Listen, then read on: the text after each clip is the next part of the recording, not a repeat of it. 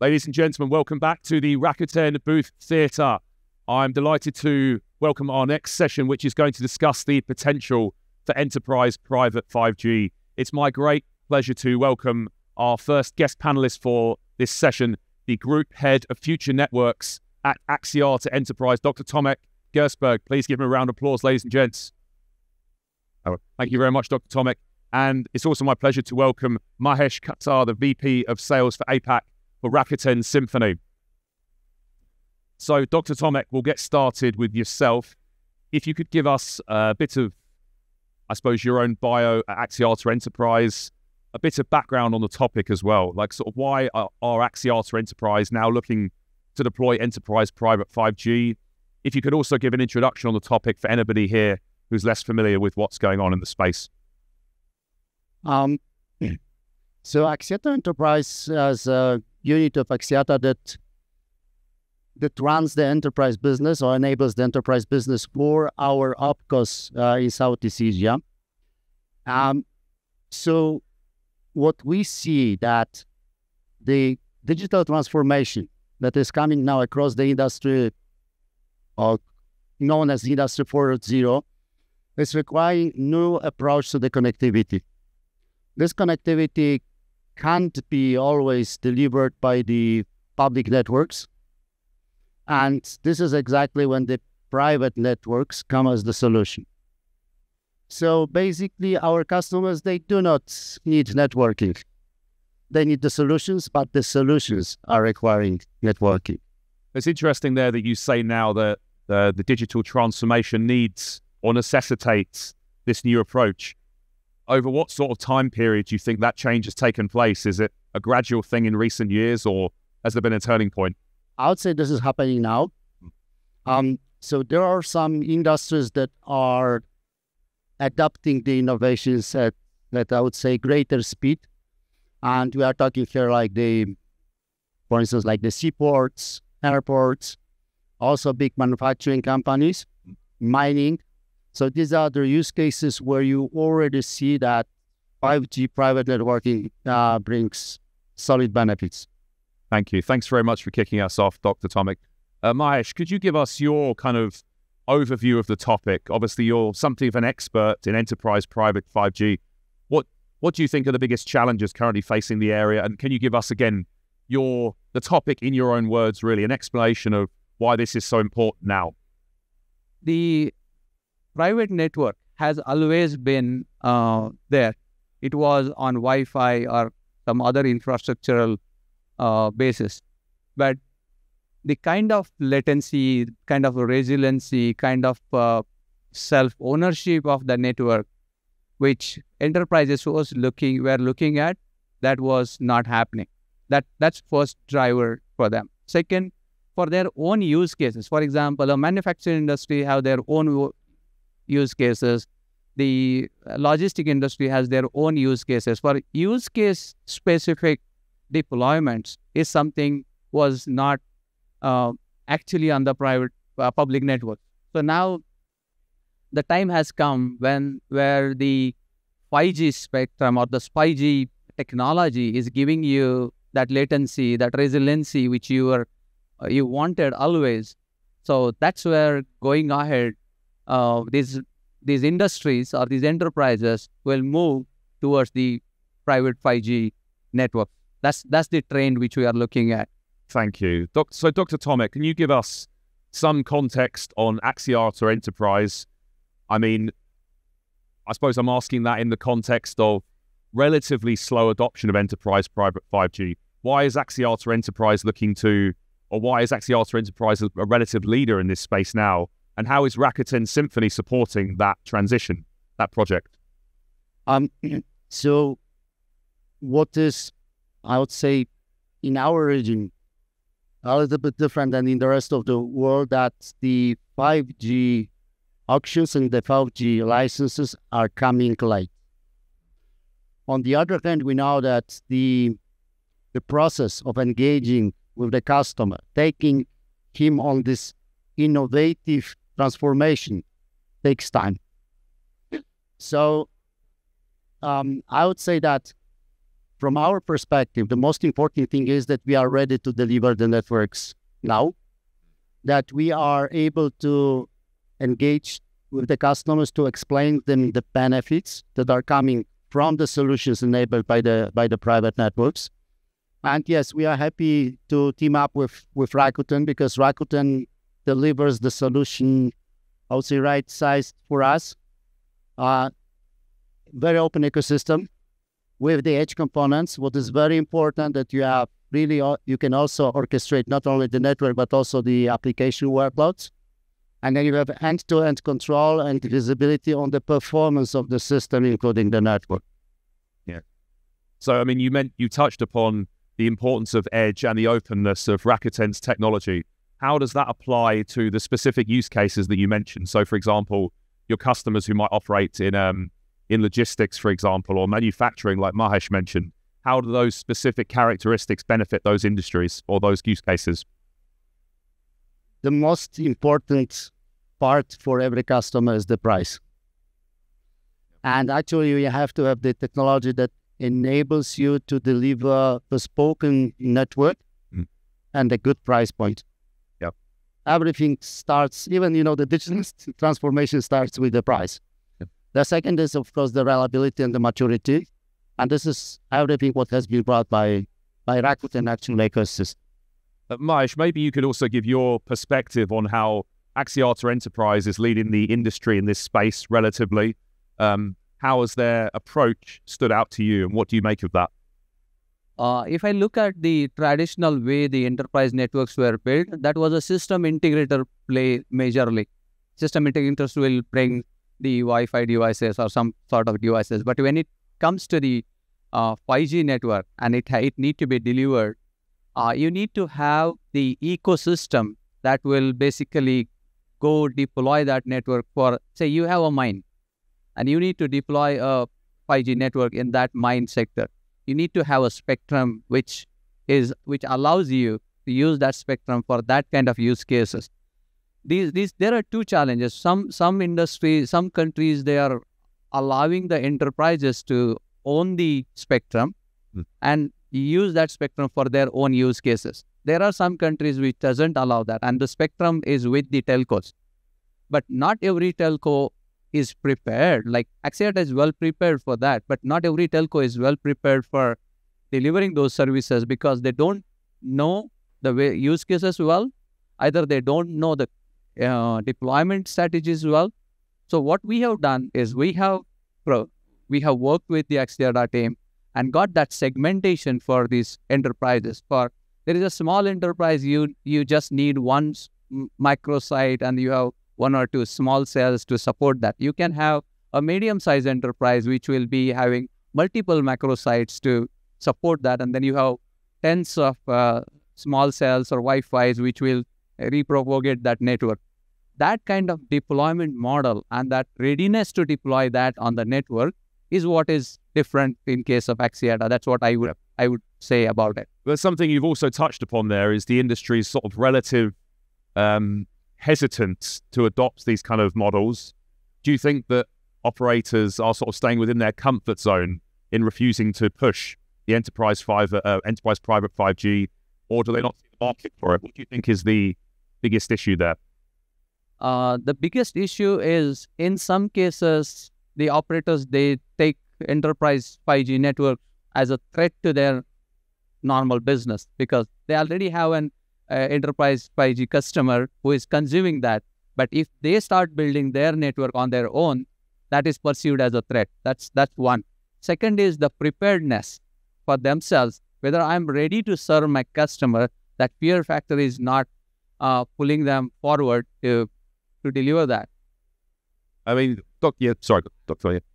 I would tend to disagree to some extent, because the first thing what the operators need to do is to bring the solution. The first question of the customer is, what is my business benefit? And the operators are not good at explaining that because they don't have, this vertical expertise. So first of all, they need to team up with the partners like SIs, like the big global companies that already serve vertical industries. So I would say this is the step number one. And then, if you get the ear of the customer, if you really see that, okay, you can promise him some benefits, then you start to sell. Yep.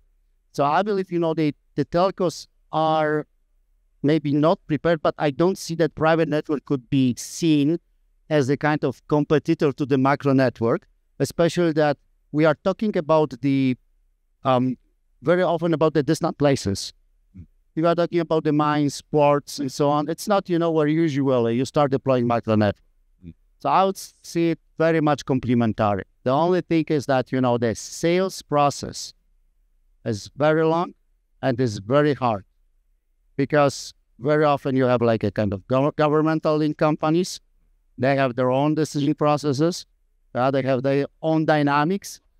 So I believe this is the biggest challenge right now. Something I've sort of picked up on there as well is you've talked about, again, the specific use cases, right? So let's say in shipping, logistics, in the region in which you operate, that's obviously quite an important industry, right? In Southeast Asia, in that part of Southeast Asia, and in the 6 markets specifically that you're working with Rakuten Symphony towards, do you think it benefits or will benefit operators if they can consider in more detail the specific industries in which there is value to deploy those kind of networks? At least this is what we are doing. So we have partners for many verticals. We have partners for seaports, airports, manufacturing, for mining, logistics and warehousing. So this is how we approach the market. Because I believe selling the network only, it's a very difficult job. Yeah, I agree. On the preparedness part of it, yes, most of these telcos may not have the expertise to create that kind of solution. For example, if I have to create a solution for semiconductor fab deployment, we do not have that kind of expertise within. But the system integrators will have some expertise who is already working with that customer, knowing the industry, knowing the way the fab is deployed. So that is an expertise these system integrators will bring in along with the consultants. Now, what telcos can bring in is the spectrum and the macro network to them. And on top of that, the entire solution need to be built, stitched together by the system integrator itself. Some telcos do have the system integrator subsidiary who understand network and the industry as well, but not everybody. Sorry, Dr. Tomek, I think you were... I just wanted to support what Mahesh was saying and actually like right partnerships, because we have partners with like for the vertical solutions with 3 companies who are in this hall. Yep. And without them, probably we would not be able to start selling Rakuten's network. So I suppose at this stage, it's fair to say that the lack of third parties or systems integrators is also causing challenges for some operators to accelerate that adoption. Is that fair to say? This is what I see. Yeah. Okay. So most of these system integrators, they already have that business done, deployed, operational. So that's their bread and butter running. If somebody comes in with a new transformation solution, they might have a fear that they lose it. How is it a question of changing that mindset? What can be done to sort of persuade them to slightly alter that model? The industry, the enterprise itself need to be educated more, basis that because of this 5G technology, these are the different trends you can achieve. For example, you want to achieve latency less than, say, in single digit or 2 digits. You cannot do that on a traditional way of working on the network, not a traditional Wi-Fi. So if you explain that you can achieve the required latency by 5G because of the technology, that's one way you can say that. Because 5G will also bring in the slicing, so you get a dedicated channel to service your customer. That was not available before. So somebody has to go explain that to enterprises, pitch it to them saying that, oh, this is the new technology. You need to adopt it because that will serve your purpose better. You mentioned latency there. Do you think that's the most important KPI for success? Is that the area? One of the KPIs. There is another KPI, resiliency. There is a KPI for security. There is a KPI for cost. So these are multiple KPIs which you need to meet. But then you need to look at the specific industry. So as I gave you an example for the semiconductor fab industry, you need to have that one poof reaching from one station to another station in a specific time. So if you miss that time, you basically miss the entire process. So these are the use case driven logic need to be explained to these enterprises. For example, mobility. If you are on road and if you have multiple cars, you need to have that coordination between those cars, and that latency need to be managed. So if we talk about just latency, that's the use case you are looking at. Dr. Tomek, if you could, within your own comfort level, of course, give us some sort of insight into how the partnership with Rakuten Symphony is expected to progress, and in which markets, particularly within the region, do you expect to sort of see the next major steps being taken? I will not share sales targets here. But I mean, let's rephrase the question then slightly. Let's say within those 6 countries, is there any one in particular, and why would you see the greatest potential for adoption? Actually, there's always a kind of economy, the power of economy of the country that helps to sell more or to address more customers. But the customers, actually, they are distributed globally across those industries, and they have the same problems. So we have a very promising engagement like in Bangladesh. We have a very promising engagement in Indonesia, right? Because those customers, they're already in the global business. They are subject of a kind of global competition. They need to transform their businesses. I believe, the openness is there. Mahesh, again, sort of to round off the conversation before we move to Q&A, is there, or what are the next major steps that are needed in the enterprise private 5G space, and what do you see happening in the next couple of years, let's say? To expedite that adoption and deployments, I would say we need to have more ecosystem partners coming on board. For example, we need to have different radio spectrum partners coming on board to participate in this exercise. We need to have different set of system integrator partners coming into that space. And more importantly, those industries who have the need but have not realized how they can meet that need by the 5G, private 5G or the 5G technology itself, that entire ecosystem need to play it together. So in order to get that adoption expedited. Thank you very much. And our effort towards that is our announcement day before to open the network, Open RAN network to all these different entities. They can take our software, build on top of it, and take it to their customers. So we don't need to eventually get into their path of growth. Our Open RAN licensing program. Yes. Yes, thank you. Are there any questions from the audience? Right.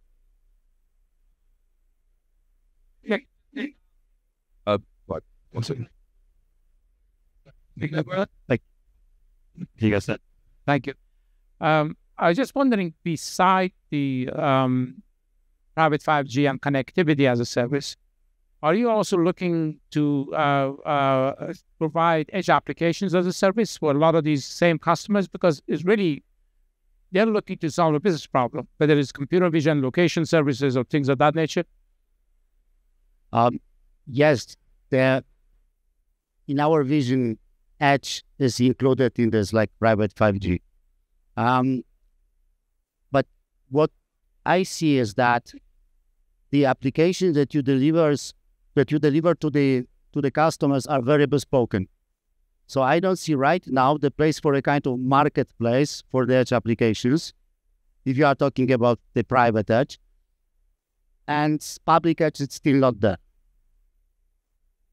So in my view, not every application needs edge deployment, but there are applications. So edge deployments are, the requirement will come from the application requirement itself. For example, you will need that requirement when you are in a stadium, all the players are playing, and you want to do analysis on those players, what game they are setting for that soccer game. Who is playing where? Who is moving where? What could be his next step? If that kind of analysis you want to do at the stadium and provide it to the audience, that need to be on edge. So this is one example. Similarly, if you have other response-sensitive applications, those need to be on edge. If you have something which you are deploying, need to be crunched back on the cloud, you may not need that. Thank you very much for the question. Do we have any further questions for our panelists? Ladies, a big round of applause for our panelists, Dr. Tomek, Gerszberg, and Mahesh Kasar. Thank you very much for a fantastic session. Thank you. Thank you, gents. Thanks, mate.